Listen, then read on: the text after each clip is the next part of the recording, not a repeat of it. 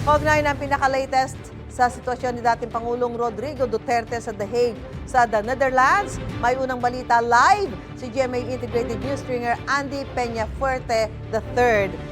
Andy, sa mga oras nito, nasa loob pa rin ba ng ICC si dating Pangulong Duterte?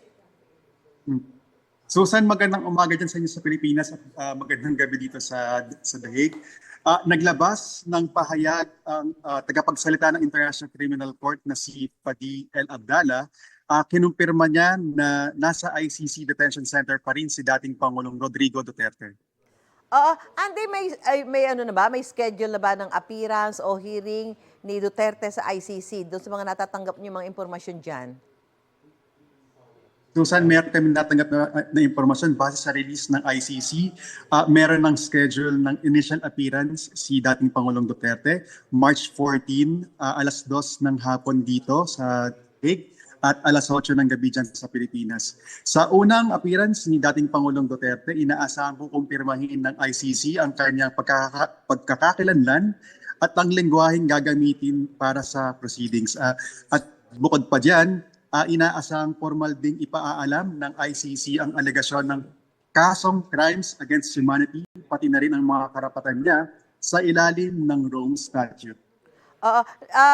Andy, nabanggit ni dating Executive Secretary Salvador Medialdea na hindi raw niya nakita si Duterte nang bumisita siya sa ICC Detention Facility. Pero nagkausap na kaya sila kahit sa telepono?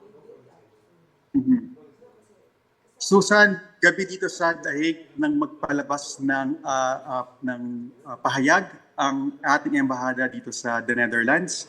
Ayon sa ating embahada, nakausap at tumawag din si Pangulong Duterte kay Medialdea na kanya ring legal counsel.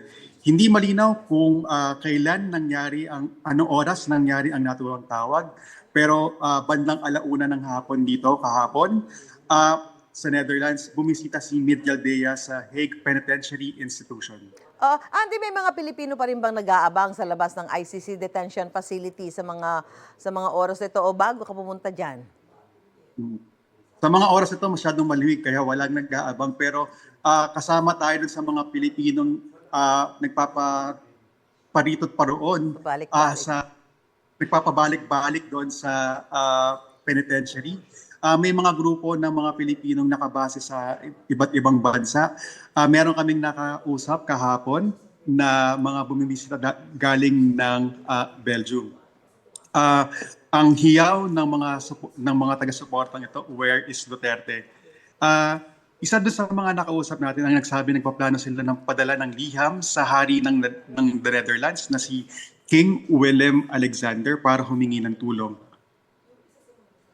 Okay, nako, mukhang malamig na malamig ba ngayon dyan? Andy, ano ba ang temperatura ngayon dyan? Maginaw, -1 degree. Okay, maraming salamat, GMA Integrated News stringer Andy Peñafuerte III at mag-iingat ka dyan. Maraming salamat, Susan. Gusto mo bang mauna sa mga balita? Mag-subscribe na sa GMA Integrated News sa YouTube at tumutok sa unang balita.